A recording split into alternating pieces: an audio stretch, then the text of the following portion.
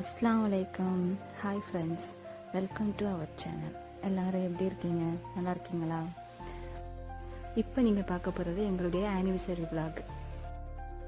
காலையில் எழுந்திரிச்சு தொழுதுட்டு நல்லா ஸ்ட்ராங்காக ஒரு காஃபி போட்டு குளிச்சாச்சு.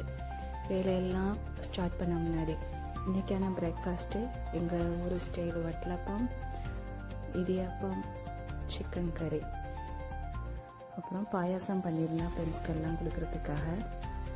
இன்றைக்கி நான் வட்டலப்பம் பண்ணுறதுக்காக 15 முட்டை எடுத்திருந்தேன். 5 முட்டைக்கு ஹாஃப் மூடி தேங்காய்.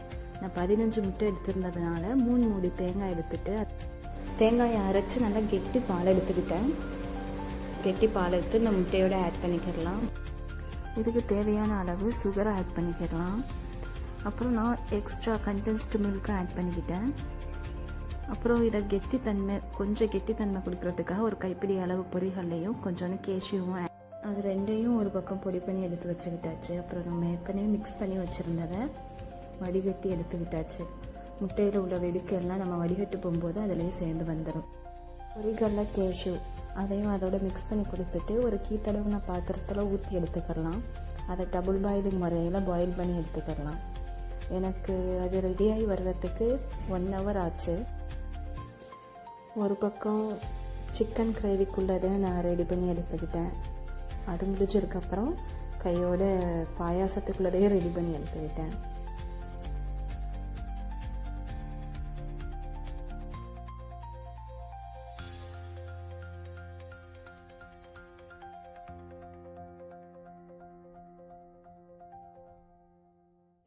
எல்லாம் ரெடி ஆயிடுச்சு. அப்புறம் கிச்சனையும் க்ளீன் பண்ணியாச்சு, பாத்திரத்தையும் கழுவி எடுத்தாச்சு.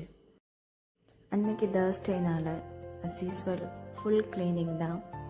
பெட்ஷீட் எல்லாம் சேஞ்ச் பண்ணிவிட்டு பில்லோ கவரும் சேஞ்ச் பண்ணியாச்சு.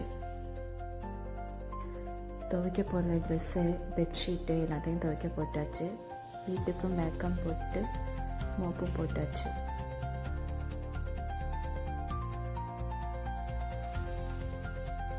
இதுதான் என்னுடைய அன்னைக்கான அவுட்புட். பாயாசம் ரெடி, பிரேக்ஃபாஸ்ட்டும் ready. Thank you for your watching.